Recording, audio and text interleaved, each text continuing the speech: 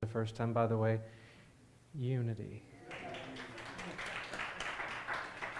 You know me, I usually don't wear t-shirts to service, but at the same time, this is not only who we are, but this is a value I believe in.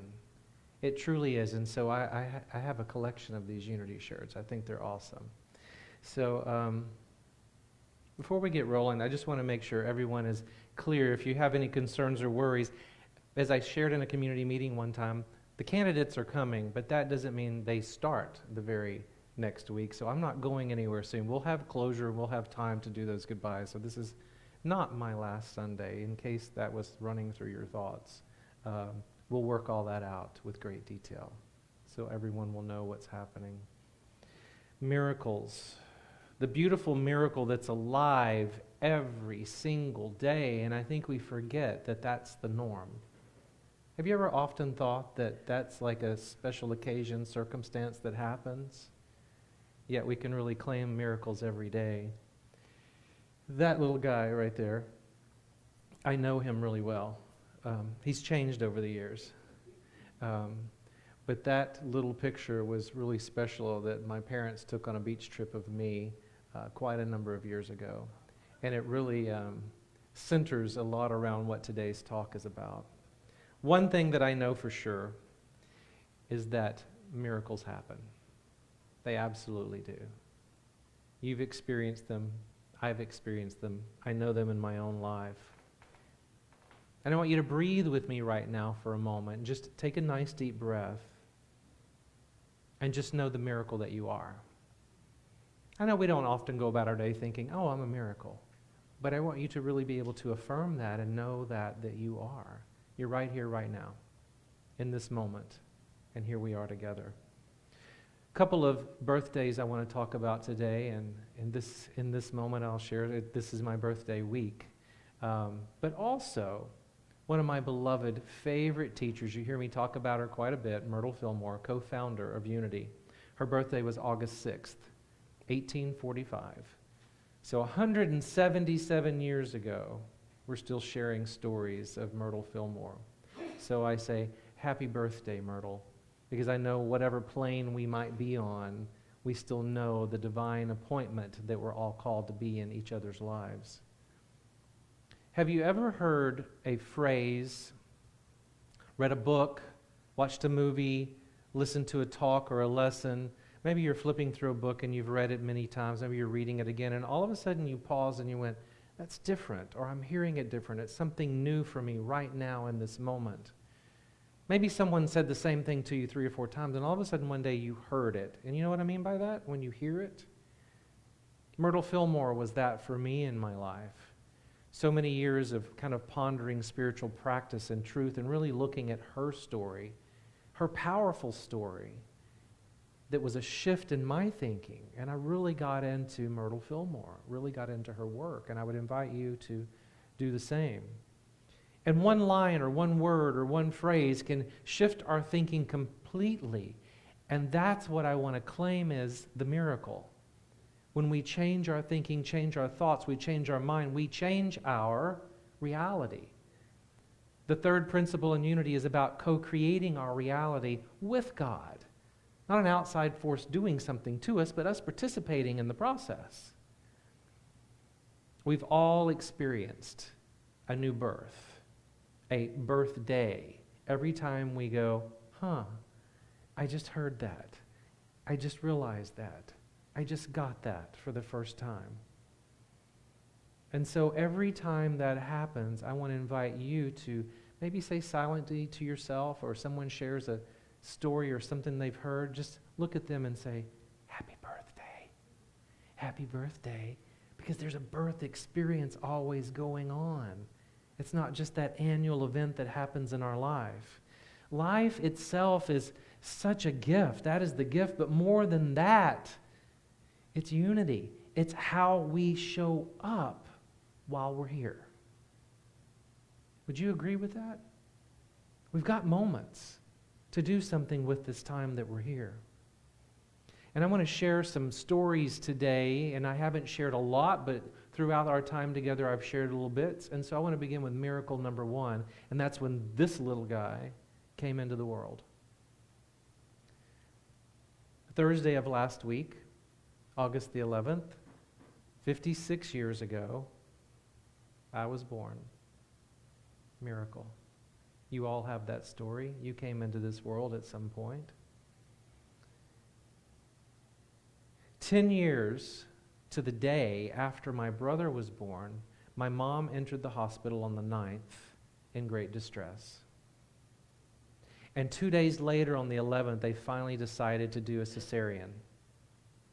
And in that emergency procedures to save this child's life, what they found was this small blue baby boy.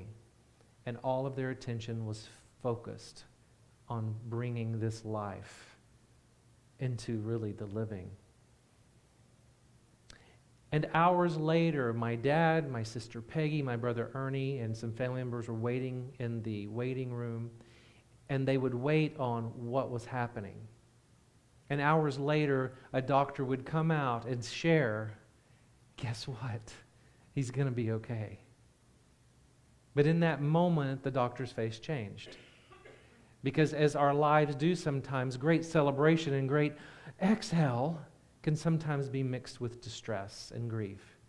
Because my mom, while all the attention was being given to me, went into a coma and was in an emergency situation and critical at that moment. So while the family is hearing this, he's okay, they're also hearing that they may lose my mom. Family was called in.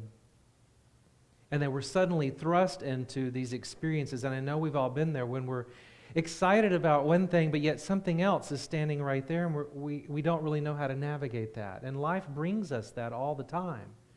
And what do we do with that? And I believe what we do with those situations are miracles at work. Nearly 6 weeks later, 6 weeks, my mom was out of the woods. And at that time, it was a very common practice. The baby didn't leave the hospital without the mom. So I started growing up in the hospital. And there's still a story. My dad talks about it today, and people have talked about it around the hospital for years, that as people would come and go, you know how they look in the window at newborns? They're coming to visit. And they were looking at all these newborns, but they were coming and going, but they would visit. And there was this one that started making eye contact and looking and following them around. They're like, look at that newborn. What's going on with that one? Not knowing that this little guy was 3, 4, 5, 6 weeks old. They became very attached. And I know there was something in that, not only traumatic birth, but also in that nurturing attention in those first 6 weeks that stays with us. Even though I have no memory of it, I know those stories and they're quite precious. Great miracles are here now. I want to invite you just for a moment, just look to someone next to you or turn around and look around the room and see if you can make eye contact and realize this sanctuary is filled with miracles everywhere. Do you know that about yourself? Have you thought about that about yourself, that you are a miracle? I brought with me in my pocket, it was interesting that I'm doing some purging. I do it twice a year, usually around Christmas and then also in the summer near my birthday. And in a little box, you know what fell out of it? The little bracelet that little guy had on, the hospital bracelet. And I knew that it was in my baby book at some point, but how it landed in this little box, and I found it, and I said, you know, I'm going to carry that with me and bring that today. That's kind of priceless, that story and that memory. Miracles happening. Miracles happen, but what I've noticed with miracles, a surrendering must occur. We've got to be able to let go of something for something else to come in, and that's one of the hardest things to do. We often wait for a need to arrive. Yes? Think about that. A need arrives, and then what do? We go to prayer. We're praying for a miracle. We view it as something out of the ordinary, beyond natural law, where supernatural intervention comes in. Yet what happens is our intellect gets in the way and we start trying to figure out how to put this together. How are we going to do this? How are we going to manipulate divine order into happening so this miracle can occur? When I want to say that miracle is the norm. It's always occurring. It's always happening when we breathe into it and we accept that we are. Myrtle Fillmore knew this. She accepted this. She lived this and spoke about this in her everyday life. Miracles are the norm, not the exception. Miracles are not a perceived favor from God. One gets it, another one doesn't.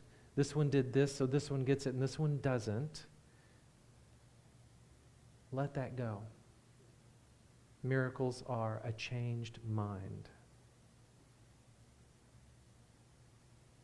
What if we began to see ourselves as a miracle every day? When we woke up in the morning and we went, oh, I'm a miracle. I just took my breath, and now I'm going to enter this day knowing that I'm a miracle, and I'm meeting miracles all day long, and all of a sudden, they're everywhere. Do you think we might start manifesting more of the way we see things in the world? Janice is like, yeah, I think so. When we reach beyond and learn to go beyond the limits of our intellect that confines us, we grow in our ability to marvel in the moment-to-moment, everyday miracles of life. And I know fear can direct our intellect to produce a powerful energy, and we can remain stuck in that. But I believe everything is rooted in love. That's my belief system, if we look for it. A Course in Miracles. Anyone Course in Miracles, folks? Yeah? A Course in Miracles states that miracles occur naturally as expressions of love. The real miracle is the love that inspires them. In this sense, everything that comes from love is a miracle. God is love. Love is God. You are love. You come from love. Oneness. That is a miracle. My story continues. So 10 years after that little guy went home from the hospital at 6 weeks old, mom's recovering, we're at home. 10 years later, I was a sickly child for those first 10 years. Food allergies, a lot of pneumonia, a lot of anemia, a lot of things were always going on. So I knew hospitals very well, knew doctors very well. No fear, just kind of got used to it. And I had missed a little bit of school, and I was in class one particular day. It was my 10th year. And what I remembered is that the world was trying to teach me fear, that it was a scary place, but I knew something different. And it was kind of this balance. I kept saying, world's teaching me fear, but I knew something beautiful within me that was love and centered in love. When I was 10, I was in my classroom, and I'll never forget the visual. So we're in classroom, you all know what that looks like, and the teacher's called by the principal to the door, and the door cracks open and everyone looks, and I can see the teacher and the principal, and right through the crack there, I see my mom and dad. And they're talking, which is so unusual. I never saw my mom and dad outside the classroom. Never. And of course I'm looking, and of course everybody's looking, and the whispering starts, and then the teacher says, Douglas, it was Douglas then, Douglas, will you come out into the hallway? And of course, what does everybody do in the classroom? Ooh, you know. I'm like, I was a good kid. I knew I wasn't in trouble. I wasn't really worried, but it was unusual. And we proceeded down the hallway. They checked me out of school. We got in the car, and it was odd. You know those memories you have that we got in the back seat, no radio, no conversation. I see the back of their heads. I wasn't strapped in a seatbelt, by the way. I was probably sliding around the back seat having fun. Different time, right? But they were quiet, and I knew something was up. But again, I wasn't worried. I wasn't fearful. I wasn't scared, but something had happened, and I don't know what had happened. But we pulled into a hospital. We went into an exam room, and there was a doctor, a nurse, my parents, and I hopped up on the paper. You know, the crinkly paper? Legs dangling. I remember it clearly. And they were over here focused on an x-ray. And they were talking about this x-ray, really intense, about me, but not with me. And I'm watching this occur. No fear, but knowing my dad's really questioning. My mom is visibly becoming nauseous. She's feeling ill. I know she's weak in the knees. And it's a big story. And then I remember one name that they said. and I heard the word Hodgkins. Now, I'm 10, don't know what that means, but I love Sherlock Holmes stuff, and I thought, Hodgkins? I don't know this Hodgkins person, but whatever's going on about him, I don't like him. I remember that so clearly. I'm like, I don't like him. Whoever he is, whatever this is about, I don't like him. It wasn't but a few days later, and we were entering the hospital, and I was going into surgery. And then there were more after that. And then a few years later, there were more. And life in my young years had a lot of that going on in it. Oh, by the way, I'm here. There's no old story with that. I'm here. Years later in my young life, and I'm into my 20s, later 20s, I realized everyone was making decisions and strategizing and reactionary approaches to things, and I wasn't always included in it. And I remember really becoming clear and centered, and I remember the words powerfully coming out of my mouth where I said, enough. It was a profound moment in my life. I would say that's another miracle. Even as a young boy, I didn't fully understand what prayer was about to the way I do now, and I know we're always growing and learning. But I knew the God of my understanding, I want you to hear this, the God of my understanding was not fear-based. It was not a needs-request situation. It was not a manipulation story. Regardless of what I was heard or was even being taught at that time, I knew Jesus was a way-shower, elder brother, teacher. That was really a connection I had. And the God of my understanding was pure love. Pure, centered, delightful, celebratory love. So all this other story was something I was just choosing again and again not to buy. One of the definitions for miracle is a wonder and a marvel. And maybe this is the place that Jesus operated from. Because if we think of the stories, miracles were his norm. Through the eyes of a child, we often hear, there is great wisdom. Written in Matthew and Luke, it states, truly I tell you, whoever does not receive the kingdom of God as a little child will never enter it. This is repeated, Mark and Luke. And what we know in unity, if you haven't discovered this yet in unity, the kingdom is not far away. It's not out there. It's not waiting for the after party. The kingdom is where? Someone tell me. Right here, right now. And when we get that, we get the divine inheritance is right here, right now. And we can see the world through a child's eyes. While it may be simplistic, I like to go back and refer to him, this little guy, growing up in the stories and observing that story and realize that children see that flowers grow because they do. Don't really question it a whole lot. They do. The sky is incredibly blue. Beautiful color.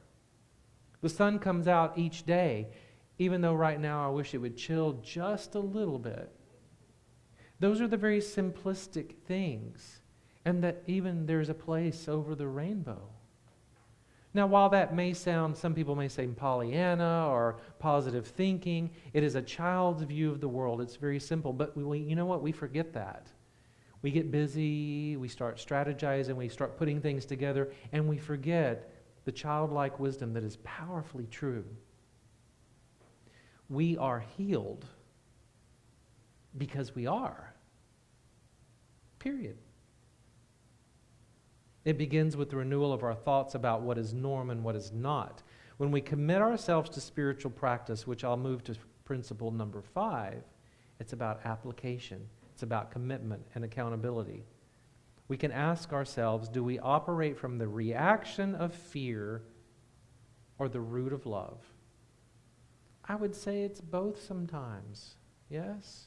We bounce around there. Miracles happen. It's not the survival, it's the surrender. My great quest really began at age 32, really powerful. And I realized very quickly that it's very hard to do a spiritual quest while trying to intellectually figure it all out and put it on a spreadsheet. Kind of gave it up. Feel it. Feel into it. Tap into that beautiful space that's within you. And it's about not reacting from each occurrence, but being in the space of co-creating that space with God as a co-creator. Today's daily word mentioned Jacob, and I want to go to Genesis for a moment. In Genesis, our story, Jacob wrestles with God. Just when Jacob is physically exhausted, alone in the desert wilderness, facing his sure death, he let go because he's had enough. He's faced with the choice to go ahead and fight once more, as the story goes. I think we've all been there a time or two. But Jacob was in a time of spiritual surrendering, and he represents the unfoldment of the individual soul and this progression. The soul is progressive. Each time we're called forward to consider something, we consider where we are, and we evolve and make that movement forward. If we don't, we remain stuck. It's always in a movement. Jacob is ultimately given a new name, and the name is Israel. That's where the power of the I am comes from. Say with me, I am. That's a claim. And when you say I am and you follow it with, I'm tired, I'm exhausted, I'm worn out, guess what? You're claiming that. So I'd invite you to say, I am a miracle. I don't know that I really believe that. Are you? I am a miracle. We are co-creators every day. Myrtle Fillmore said, to the ego mind, surrendering sounds like giving up. But here's what's cool about what she said. She said, to the spiritual mind, surrender means giving in and receiving. Here we are together right now in our story, part of my story. And I want to say, if I were going through the miracles of my life, this is miracle number 2,449. No, 2,400. Who's counting? The divine purpose, the divine order, the divine appointment. We are all here right now.